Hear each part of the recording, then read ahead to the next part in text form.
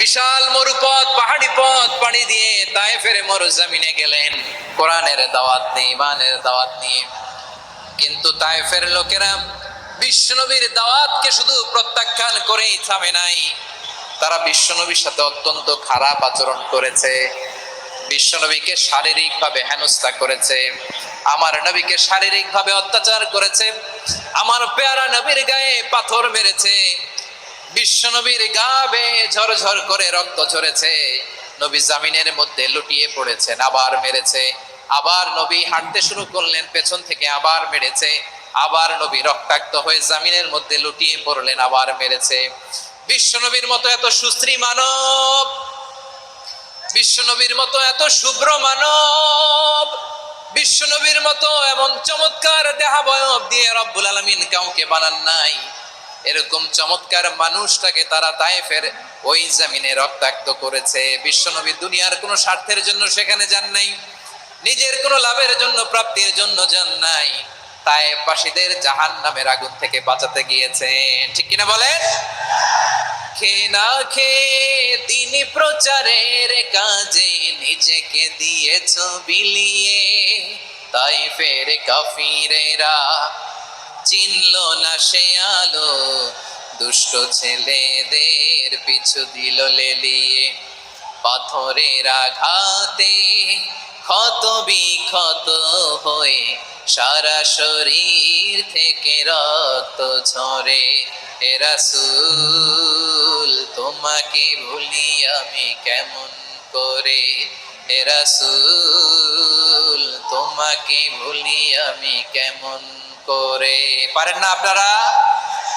ধরুন আমার সাথে, হাজার ব্যথা বেদনার পরে ফিরে আসনি তুমি আপন ঘরে, দিনের আলো তুমি ছড়িয়ে দিতে চলে গেলে মদিনায় মক্কা ছেড়ে।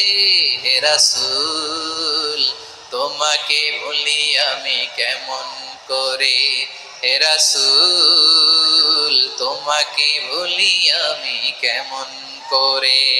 ঠিক কিনা বলে? প্রিয় ভাইরা, তায়েফের ছেলেরা নবীকে রক্তাক্ত করলো। আমার নবী কই যাবে? কই যাবে? মক্কায় জায়গা নাই, তায়েফে জায়গা নাই। তায়েফ থেকে ভারাক্রান্ত মন নিয়ে আমার নবী মক্কায় ফিরে আসলেন। বিশ্ব নবী মক্কায় ঢুকতে পারেন না।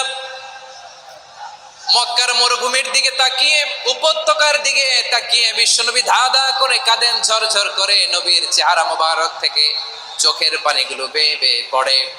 আমার জন্মস্থান, আমার শৈশব, কৈশোর, যৌবন কেটেছে এই মক্কায়, আমার এলাকায় আমি ঢুকতে পারি না। বিশ্বনবী মক্কার অনতি দূরে দাঁড়িয়ে জায়েদকে পাঠালেন, জায়েদ যাও দেখো কেউ আমাকে সাপোর্ট করার মতো আছে কিনা, যাও অমুকের কাছে যাও। জায়েদ গেলেন, তারাও প্রত্যাখ্যান করে ফিরিয়ে দেয়। বিশ্বনবী বললেন যাও অমুক লোকের কাছে যাও, তিনিও প্রত্যাখ্যান করে ফিরিয়ে দিলেন। কেউ বিশ্বনবীকে আশ্রয় দিতে রাজি হয় না। নিজ জন্মভূমিতে বিতাড়িত বিশ্বনবী, সর্বশেষ বিশ্বনবী বললেন যাও মুতঈম ইবনে আদির ঘরে যাও।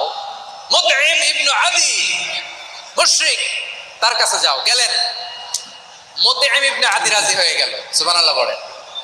দেখেন, অনেক বিপদের সময়ও আমি নিজে সাক্ষী, সামাজিকভাবে, রাজনৈতিকভাবে কত ঝঞ্ঝা, কত ষড়যন্ত্র, কত কনস্পাইরেসি পাড়ি দিয়ে আমাদেরকে সামনে এগিয়ে যেতে হয়। এই শত্রুদের ভেতরেও একজনকে দাঁড় করিয়ে দেয় যে আল্লাহর কোরআনের জন্য রেডি হয়ে যায়। পড়েন সুবহানাল্লাহ। মুতঈম ইবনে আদি, আল্লাহ তার মনকে নরম করে দিলেন। মুতঈম বলে, মুহাম্মদ আমি তোমাকে আশ্রয় দিব। তার দুই ছেলেকে পাঠালেন, যাও খোলা তলোয়ার নিয়ে, স্কট দিয়ে, গার্ড অফ অনার দিয়ে মুহাম্মদকে মক্কায় ঢুকাও, আর বলো আমি আমান দেব। আমান কি দিব? আমান মানে সিকিউরিটি, নিরাপত্তা। সিকিউরিটি ছাড়া, আমান দেওয়া ছাড়া কেউ থাকতে পারতো না মক্কায়। দুই ছেলে বিষ্ণু ইসা ইসলামকে নিয়ে আসলো। নবী কাবার চারদিকে তাওয়াফ করলেন, নামাজ পড়লেন। আবু জাহেল, উতবা, শাইবা, ওয়ালিদ ইবনে মুগীরা সবাই দেখে, কেউ কিছু করতে পারে না। কারণ মুতঈম ইবনে আদি ঘোষণা দিয়েছেন আমি মুহাম্মদকে আমান দিয়েছি, মুহাম্মদের গায়ে যেন কেউ স্পর্শ না করে। আওয়াজ করে পড়েন সুবহানাল্লাহ। নবীর এই বিপদকালে মুহূর্তে মুতঈমের হৃদয়টারে নরম করে দিল কে? আচ্ছা লালমনিরহাটের ভাইয়েরা বলেন, এই মুতঈম কি মুসলিম ছিল না মুশরিক? সবাই বলতে হবে মুসলিম না মুশরিক।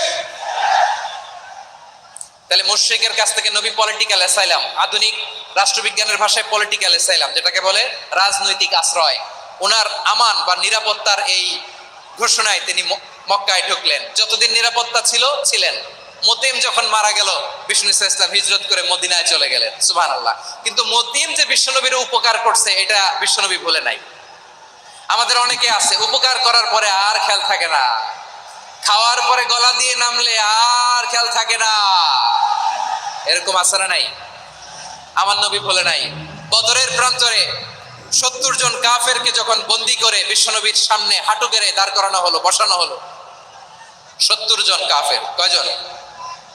বিশ্বনবী তাদের দিকে তাকিয়ে বললেন, সহিহ বুখারীর বর্ণনা, লাউ কানাল মুতঈম ইবনে আদি হাইয়ান সুম্মা কাল্লামানি হাউলাইন নাতনা লা তারাকতুহুম লাহু। বদরের প্রান্তরে 70 জন বন্দী কাফিরের দিকে তাকিয়ে আমার নবী বললেন, আজকে মুতঈম ইবনে আদি যদি বেঁচে থাকতো আর তোমাদের 70 জনের ব্যাপারে যদি মুতঈম এক বাক্যে একটা সুপারিশ করত, তার সম্মানে আজকে তোদের সবাইকে আমি মাফ করে দিতাম। সুবহানাল্লাহ নাই? ওই যে চিল্লাচিল্লি যে কথা বোঝে নাই, কোন জিনিস মিস করছে ওরা নিজেরাও বোঝে নাই। বিশ্বনবী মুতঈমের এই সাহায্যের কথা বলে নাই।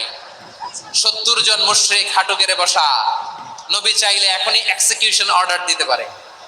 তিনি বললেন, আজকে যদি মুতঈম বেঁচে থাকতো আর মুতঈম যদি তোদের জন্য সুপারিশ করতে, এই আবর্জনাগুলোর ব্যাপারে সুপারিশ করতে, আমি মুহূর্তেই তোদেরকে এমনি মাফ করে দিতাম।